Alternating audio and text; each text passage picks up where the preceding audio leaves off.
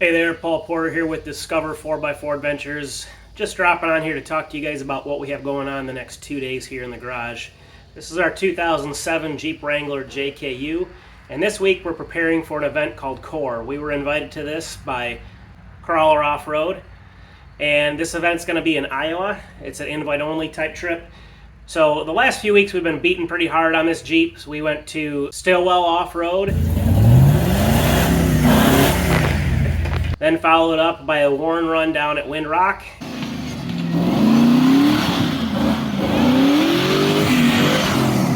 And then up north to do some trail cleanup as well as Rocks and Valleys Off-Road Park. So before we go, last Friday, we put this thing on the lift and took a look around, and we found some major problems. I'm going to turn the camera around and show you guys what we absolutely have to get finished in the next 2 days, as well as a couple want-to-do items. So first thing you might notice is we have a component missing here. So this front drive shaft, the slip splines were actually getting just real loose. I noticed that before last time we went out. So I went ahead and pulled that, and I have a drive shaft shop locally going to be making me a drive shaft that should be done tomorrow, we're hoping. Again, we only have another day and a half to get this thing done and on the trailer for our next trip. But our next major concern, which is really the big concern, is this bracket here is actually getting ripped off of the frame. That bracket, you can see it coming off right there. So you can see this right here should be welded over here. This is getting torn away. And if we look up in here, you can actually see this separating from the frame itself. Fortunately, last Friday, I called Barnes 4-wheel drive, and they very quickly got us out a couple brackets to replace those. So I'm gonna go ahead and put these on for now. I'm gonna try to get both of these on today. They're both looking pretty rough. So yeah, it's just time to go another direction underneath here too. Beyond that, a couple other just small things. My gas tank skid used to have a connection point there, but you can see my actual OEM skid plate is rusted through, so that connection point is gone. So I'm gonna try to come up with a bracket to hold that up in place, as well as our muffler has taken a beating and it has a hole, so I'm gonna just weld a little patch on there to get that taken care of. I'll post a little video, but last outing at the Warren Run, 2 times I smoked this very hard, and very impressed with these Dana covers. This hit so hard that it actually exploded a boulder that I hit.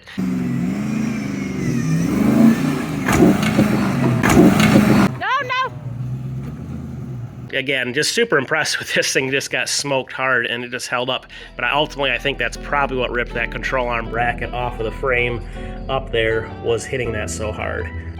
All right, time to get to work.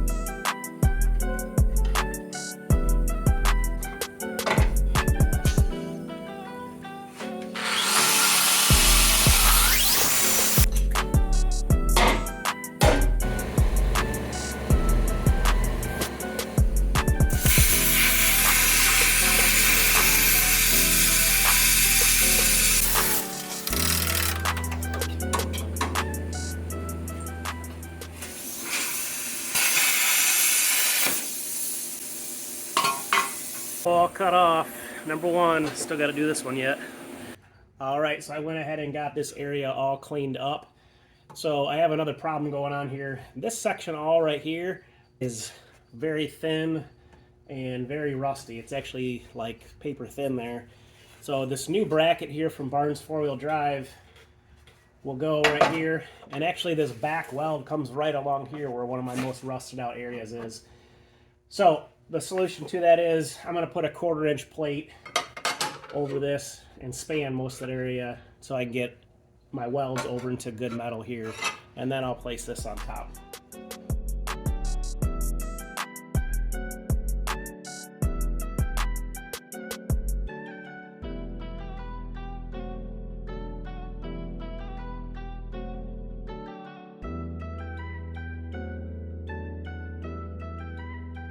Alright, so I went ahead and got that plate welded in for extra support. Got this guy all welded up on the vise. And I've basically just set this up in here and tacked it in. Now with my bracket being ripped off, it was hard to get measurements of where to put this. So what I'm doing is basically matching the passenger side, which takes from this cross member up to that bolt hole. There's the back side is 13 inches.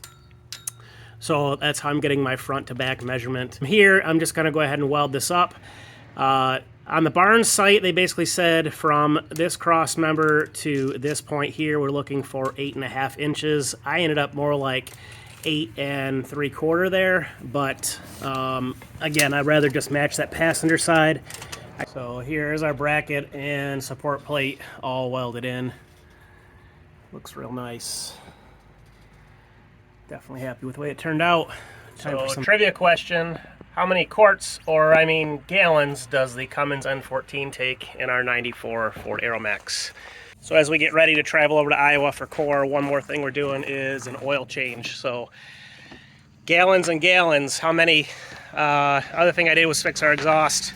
Was underneath here this morning doing these two things. Still need to get the Jeep finished up and loaded up to head out this afternoon.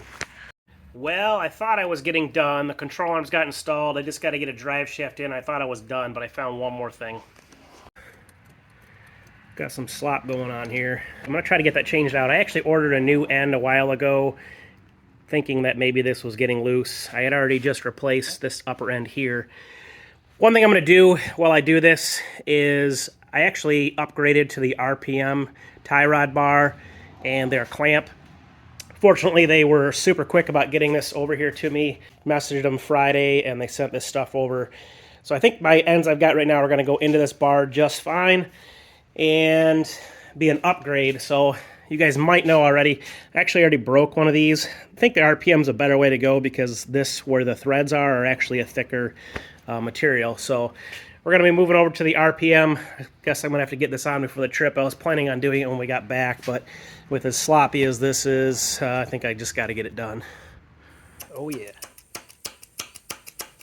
One of the cool parts about these rare part ends is this cartridge right here actually can be removed and you can just replace that. Not cheap, but makes this job pretty easy. The one thing you can use is the crescent wrench larger. This is an 18-inch. That kind of can get the job done, but it's a little harder to do. But the easiest way is to get a 2-inch 6-point socket and just kind of work this thing back and forth. Put a little lube on it and some heat sometimes if they don't want to come out easy. I just work it back and forth. There you go. Now we're just going to put some anti-seize on this guy and we're going to put it down in there. Just going to cover especially these first 5 or 6 threads. But these are rebuildable, so you will probably be pulling these out again one day. These lasted me about 3 years. So we'll go ahead and get her started by hand as much as we can, and then I'll just run it in with the impact again.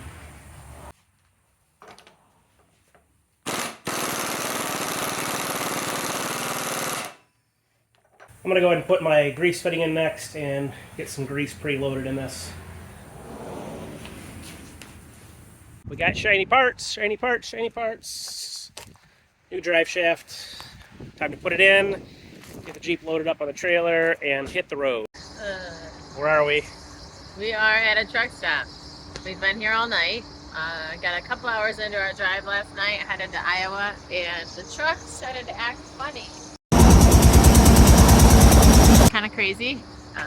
But anyway, we've got a friend who's going to come save us today. He's going to fix it for us so we can be on our merry way.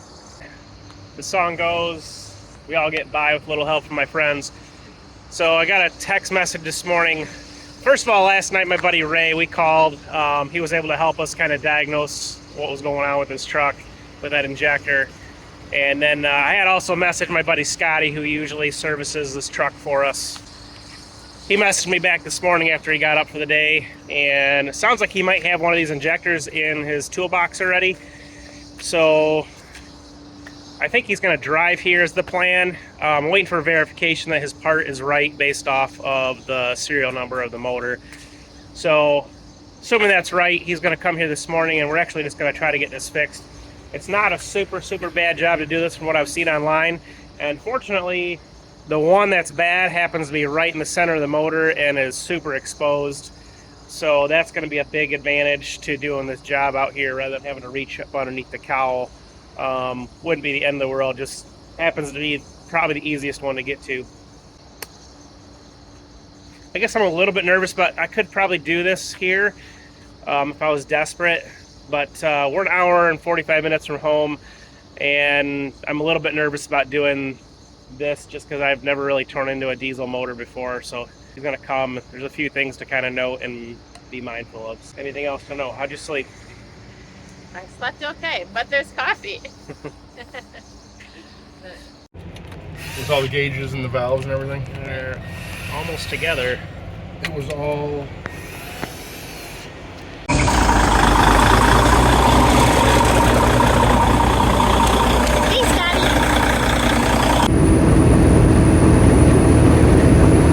All the effort this past week and the trouble getting here, we have finally arrived to Complete Off-Road right as they're having the driver's meeting, kickoff meeting, whatever. So we're walking in and gotta check this out. Looks like a pretty sweet shop here.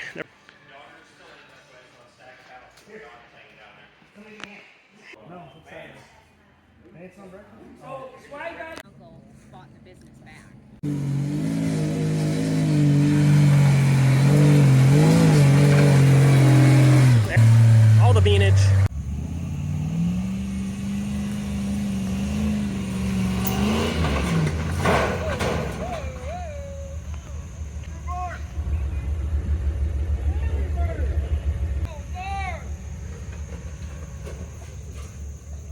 Ooh.